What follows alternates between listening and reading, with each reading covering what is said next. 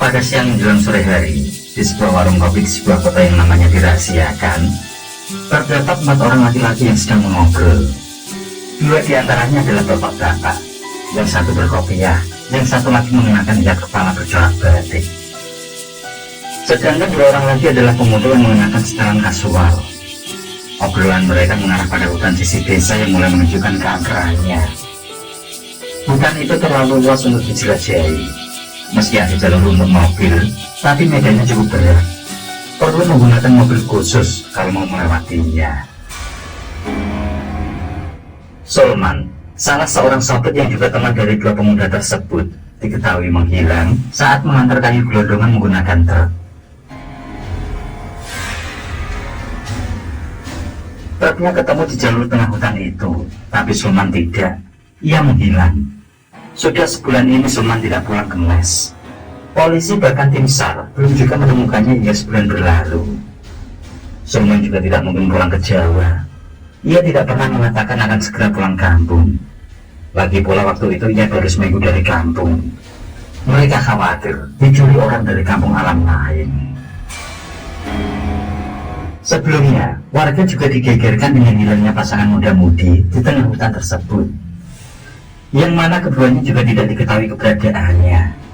Sementara yang ditemukan hanyalah kendaraan mereka saja.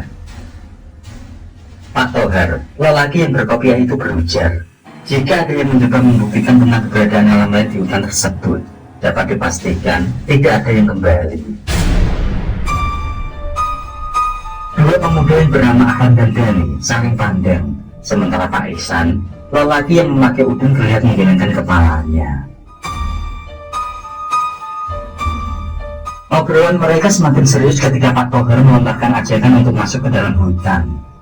Lelaki Parubaya itu merasa penasaran tentang sisi lain hutan tersebut. Sementara Pak Ihsan tidak menyetujui akan usulan teman sejawatnya itu. Ia khawatir jika menemui resiko yang mempertaruhkan nyawa. Ahlan menatap penasaran ke arah Pak Ihsan. Ia merasa jika laki-laki itu sedang menyembunyikan sesuatu.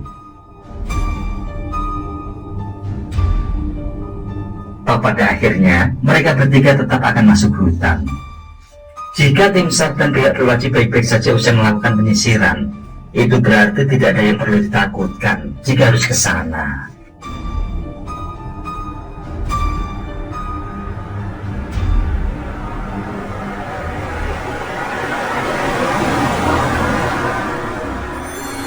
Keesokan harinya, tepat setelah jam kerja berakhir, yaitu pada pukul 4 dini hari, sebuah mobil warna putih melaju keluar dari kota kecil itu. Mobil melaju kencang di jalanan, sebentar lagi tiba di persimpangan itu. Hanya sepotong jalan yang diaspal, selebihnya adalah jalan batu, yang kemudian bersambung dengan jalan tanah yang sangat becek jika di musim hujan. Pak Tohar kemudian membelokkan kendaraannya ke arah kanan, yang merupakan jalur menuju tengah hutan rimba. Terlihat beberapa truk terparkir sampai menutupi badan jalan.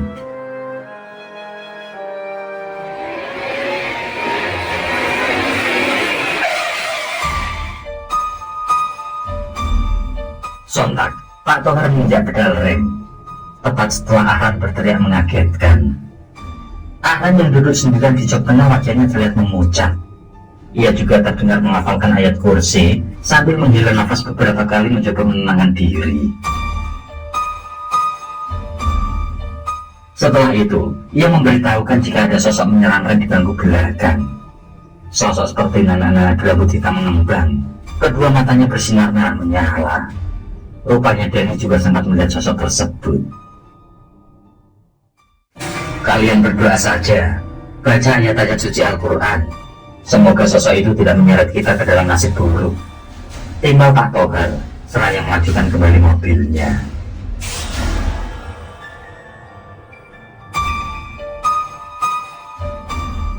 Ahlan dan Dani pun terdiam. Mereka fokus menatap ke depan, ke arah jalan yang ini berupa jalur tanah yang penuh dengan cekungan bekas tapak dan mobil terutama truk. Jalur tanah tersebut membelah sebuah perkampungan. Rumah-rumah tampak berderet di sepanjang kiri dan kanan jalan yang dilewati. Saat Pak Tohar memacu kendaraannya dengan kecepatan agak tinggi karena menemukan jalan yang berkontur rata, mendadak seorang nenek muncul menyeberang. Otomatis Pak Tohar menghentikan laju mobilnya. Nenek yang berhenti sesaat itu tampak berbicara dengan bahasa lokal. Menurut Pak Tohar, si nenek ingin agar mereka putar balik. Ia melarang meneruskan perjalanan. Mendadak terdengar suara klakson nyaring dari belakang. Saat menengok, rupanya sebuah truk walking trailer yang kosong melaju melewati mobil Pak Tohar melalui jalur sebelah kiri yang kosong. Anehnya, nenek tadi sudah naik dari tempatnya. Di kanan kiri jalan juga tidak ternampak keberadaannya.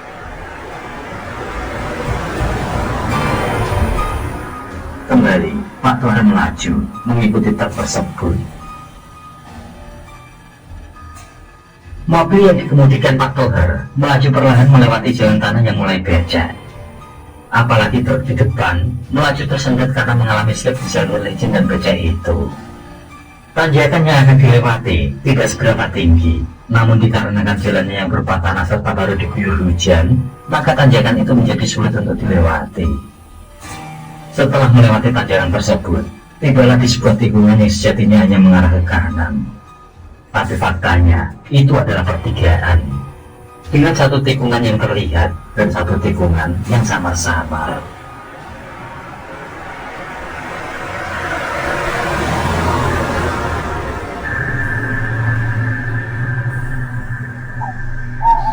Kali ini Pak Tohar menghentikan mobil dan tidak mengikuti truk di depannya. Ia yakin jika itu adalah lokasi di mana menghilangnya Sulman. Di sanalah truk Sulman ditemukan dalam kondisi tanpa orang. Setelah melakukan perundingan, perjalanan dilanjutkan dengan berjalan kaki. Mobil ditarik ke depan setelah tikungan, tepatnya di lokasi pinggiran jalan. Mereka menyiapkan peralatan persediaan, lalu berangkat dengan tekad yang bulat. Memang, selama ini Sulman dikenal baik bagi mereka, sering membantu dalam segala hal. Bagi Afan, nyawa ibunya telah dikembalikan oleh Sulman ketika mengalami sakit keras. Yang kala itu hanya Sulman dengan tulus memberikan semua uangnya untuk biaya operasi sang ibu. Sakit dadakan yang membuat ibunya pingsan tentu membuat Afan panik. Ditambah lagi ia tidak memiliki uang cukup untuk membawa ke rumah sakit. Beruntung ada Sulman yang akan pulang kampung di esok harinya. Demi teman, Sulman pun membatalkan jadwal pulang dan memberikan uangnya pada Afan. Tentu kebaikan Sulman juga dikenang oleh Dani maupun Pak Tohar. Dan itulah yang menjadikan mereka melakukan penyarian atas keberadaan yang sebenarnya dari Sulman. Kalaupun memang benar sudah tidak bernyawa, mereka bertekad menemukan jasadnya.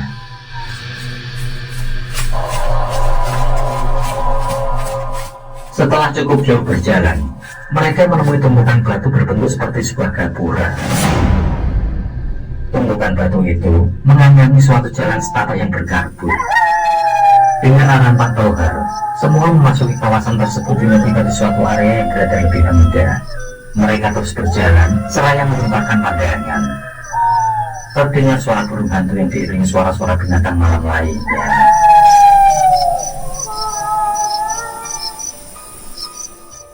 Saat melalui area berkabut, ini mereka dihadapkan dengan sebuah perkampungan. Tampak rumah-rumah yang terbuat dari kayu dan bambu berjejer dengan jarak sekitar 4 meteran. Meski tidak nampak tanda-tanda keberadaan manusia, namun samar-samar terlihat siluet hitam dari beberapa sosok manusia. Mereka bergerak sangat cepat melewati pepohonan, semak belukar, hingga sungai kecil. Hal itu pun membuat semua waspada dan bersiap melewati resiko di malam itu.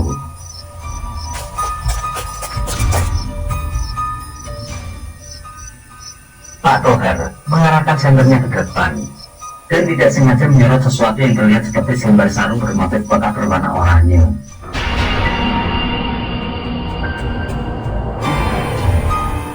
Semua tersentak ketika sadar bahwa sarung tersebut adalah milik Sulman. Pak Tohar tampak termangu. Mereka pun merasa yakin jika Sulman berada di kampung misterius tersebut. Kembali, mereka melangkah mencari rumah yang tepat untuk dimintai keterangan.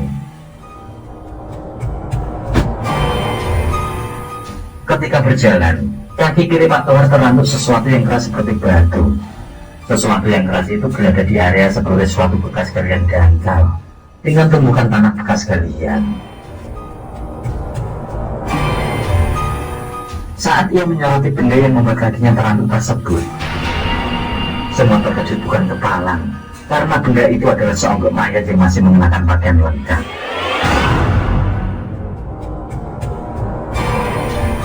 Ada dua mata anak panah yang menyembul di dadanya, sedangkan badannya telah membusuk. Saat dilihat dengan seksama, mereka tidak mengenali sosok tersebut. Yang membuat aneh adalah tidak ada bau busuk, meski jasadnya jelas-jelas telah menggelembung. Melihat itu, Pak Tohar berkesimpulan jika sedang dihadapkan pada sesuatu yang sangat berbahaya. Pada akhirnya, mereka memilih bermalam, menunggu esok hari saja untuk melanjutkan pencarian. Di sebelah kiri area di mana mayat itu berada, di sana terlihat beberapa rumah berbilik bambu yang tampak lengang tanpa penerangan. Segera, mereka menuju ke sana, berharap warga kampung bisa menampung mereka. Tidak sadar, mereka melewati sebuah arca berbentuk harimau yang dikira tumbuh pohon. Arca itu rupanya memiliki tali yang terbentang hingga ke arca lain yang jaraknya sekitar 4 meter. Pak Tohar rupanya telah melewati tali tersebut dan tersandung karenanya. Mendadak dari balik kegelapan, muncullah puluhan sosok manusia yang membawa berbagai jenis senjata. Mereka semua mengepung Pak Tohar dan yang lainnya. Beberapa orang laki-laki yang kebanyakan berusia di atas 60 tahun sedang berdiri sembari menatap dengan tatapan dingin. Beberapa di antara mereka terlihat menunjuk-nunjuk ke arah Pak Tohar sembari berbicara dalam bahasa yang tidak dapat dimengerti. Orang-orang yang adalah warga dusun misterius itu mengenakan pakaian tradisional yang cara pembuatannya dengan cara ditenun. Mereka pun digiring dibawa pada sebuah rumah. Pak Tohar berkesiap saat di pelataran yang luas itu melihat sebuah tiang panjang kayu yang menancap ke tanah. Di atas tiang panjang tersebut terdapat sosok tubuh manusia yang dipajang dalam kondisi sebagian tubuhnya telah rontok hingga memperlihatkan tulang-tulangnya. Dani dan Arhan bergidik ngeri saat melihat itu, apalagi saat mereka menyadari bahwa mayat yang dipajang itu sudah tidak berkepala. Yang lebih membuat terkejut adalah ternyata mayat tersebut bukan satu-satunya. Mereka melihat mayat lain yang dipajang di atas tiang panjang yang kesemuanya sudah tidak berkepala. Begitu masuk, di dalam rumah sudah menunggu seorang sesepuh. Pak Tohar, Arhan, dan Dani yang hanya bisa pasrah menceritakan tentang maksud tujuan mereka. Sengaja mereka melakukan pencarian di malam hari karena merasa yakin ada sesuatu hal yang tidak dapat ditemui oleh tim SAR, yang berwajib maupun warga sekitar. Pak Tohar yakin jika di siang hari mereka tidak akan sampai ke dusun tersebut. Sesepuh itu mengatakan jika dusun ini sedang terancam. Ada sebuah kelompok yang ingin dusun ini diratakan. Sebelum jauh di bawahnya terdapat cadangan emas yang berlimpah. Dari situlah warga akan menghabisi siapapun yang dianggap sebagai musuh. Mereka tidak ingin tanah leluhur raib demi kepentingan bisnis. Dari situ mereka membantah di siang hari dengan cara racun yang dioleskan di mata panah bisa menghilangkan sama sekali bau busuk dari banyak para manusia, sehingga tidak akan tercium aroma yang mendatangkan lebih banyak musuh. Usai berucap, sesepuh itu menyuruh Pak Tohar untuk kembali pulang saja. Mendengar itu, Arhan tetap ngotot tanpa peduli bahaya yang mengancam jiwa. Arhan ingin membalas budi pada Sulman agar keluarganya di Jawa merasa tenang. Kalian pulanglah. Sudah ada jawaban dari pencarianmu ketika sampai di tikungan nanti. Pulanglah, ucap sesepuh memaksa. Anehnya, tidak ada kata-kata ancaman pada mereka bertiga. Dengan bijak, Pak Tohir menyuruh Aran dan Dani tetap tenang, lalu mengajak mereka kembali pulang. Ia yakin jika apa yang diucapkan sesepuh pasti akan terbukti. Setelah minta maaf atas ulahnya, Pak Tohir langsung berpamitan dan beranjak ke jalan pulang. Sepanjang perjalanan, Aran dan Dani ngotot untuk melanjutkan pencarian. Pak Tohir sendiri berujar, jika memang nanti apa yang diucapkan sesepuh tidak terbukti, maka ia akan mengajak keduanya untuk kembali masuk ke wilayah tersebut. Tapi tentu dengan persiapan yang lebih tertata.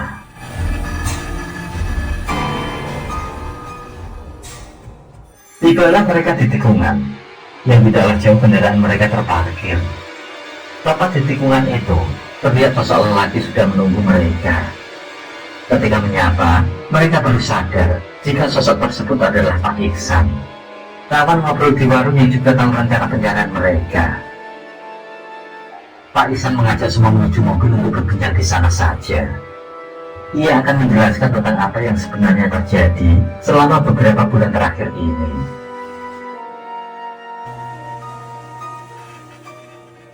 Pak Iksan mengisahkan jika ia adalah salah seorang keturunan dari kampung yang mereka jumpai tadi.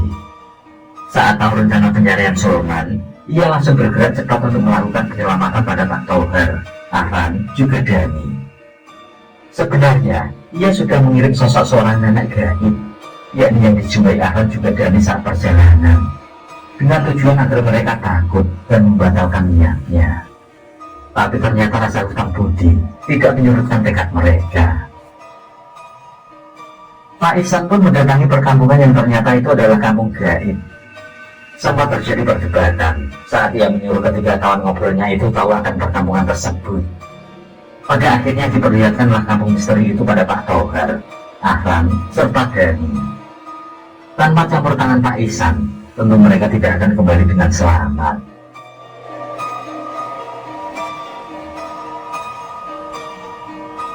Lantas, bagaimana dengan Sulman?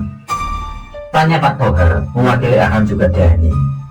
Pak Iksan menghela nafas panjang, lalu menceritakan tentang Sulman yang ikut tergantung di tiang panjang tanpa kepala. Setelah tahu hilangnya Sulman, Pak Iksan langsung ke kampung tempat para leluhurnya tersebut. Dan dia tidak bisa berbuat apa-apa ketika tahu jika Sulman sudah dijadikan sasaran. Menurut warga kampung, Sulman masuk kawasan kampung, sehingga ia dianggap salah satu dari komplotan pemusnah hutan. Dari situlah Sulman dihabisi. Aku mohon maaf, karena jasad Sulman tidak bisa ditarik ke dunia kita, ucap Pak Iksan menyesal. Ia berharap semua bisa memahami dan merelakan atas apa yang menimpa Sulman. Karena jika mereka tetap bersikeras kembali ke kawasan kampung, maka Pak Iksan sudah tidak bisa lagi membantu. Dengan kata lain, mereka juga akan ikut berada di tiang panjang tanpa kepala. Yang mana menurut Pak Iksan, kepala mereka dijadikan tumbal agar tidak terlihat di alam nyata. Dari penjelasan Pak Iksan, sudah dapat dipastikan jika beberapa bulan terakhir semua orang yang hilang sudah menjadi korban para leluhurnya. Permasalahan yang terjadi antara pihak pebisnis menjadikan warga tidak bersalah ikut menjadi korban. Dan meskipun pihak pebisnis sudah menerjunkan orang-orang mumpuni, tetap saja terkalahkan dengan warga kampung gaib tersebut. Pak Tohir, Dani, juga Aran merasa lebih tenang setelah menemui keluarga Sulman. Rupanya keluarga Sulman sudah mengikhlaskan atas apa yang terjadi pada Sulman. Mereka menguatkan iman dengan meyakini bahwa ketetapan Tuhan atas musibah itu adalah yang harus diterima dengan sabar.